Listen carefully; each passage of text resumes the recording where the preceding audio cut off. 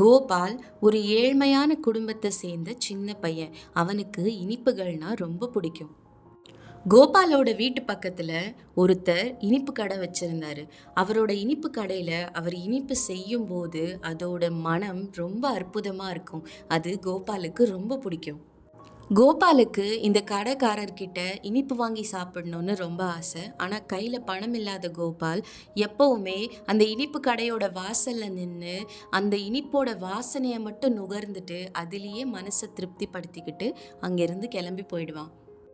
அந்த இனிப்பு கடைக்காரர் ஒரு நாள் கோபாலை கூப்பிட்டு, ஏன்பா, நான் செய்கிற இனிப்புகளோட வாசனையை தினமும் இங்கே வந்து நின்று நீ பிடிச்சிட்டு போறியே, அதுக்கான பணத்தை இன்னைக்கு நீ கொடுத்தே ஆகணும் அப்படின்னு சொல்கிறாரு. என்னது, வாசனை பிடிச்சதுக்கு காசு கொடுக்கணுமா அப்படின்னு கோபால் பயந்து போய் அந்த கடைக்காரர்கிட்ட கேட்டான்.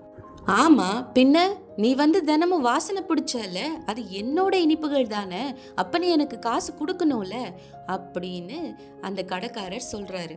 அடுத்த நாள் கோபால் தன்னோட கை நிறைய சில்லறை நாணயங்களை எடுத்துக்கிட்டு அந்த இனிப்பு கடைக்காரர் முன்னாடி போய் நின்று கைக்குள்ள இருக்கிற சில்லறைய குலுக்கி சத்தத்தை ஏற்படுத்துறான்.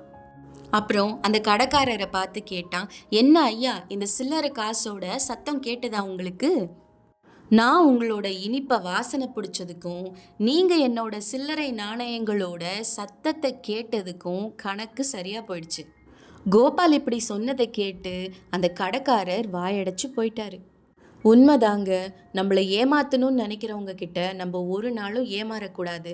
நம்ம கோபால் மாதிரி புத்திசாலித்தனமாக அவங்க வழியிலேயே போய் அவங்களுக்கு பதில் சொல்லணும். அப்போ தான் அவங்க நல்ல பாடத்தை கற்றுக்குவாங்க. வீடியோவை முழுசாக பார்த்ததுக்கு நன்றி. நம்ம சேனலை இன்னும் நீங்கள் சப்ஸ்கிரைப் பண்ணலன்னா தயவுசெய்து சப்ஸ்கிரைப் பண்ணுங்கள். இந்த வீடியோ உங்களுக்கு பிடிச்சிருந்தா லைக் பண்ணுங்கள், உங்கள் ஃப்ரெண்ட்ஸ் அண்ட் ஃபேமிலிக்கு ஷேர் பண்ணுங்கள்.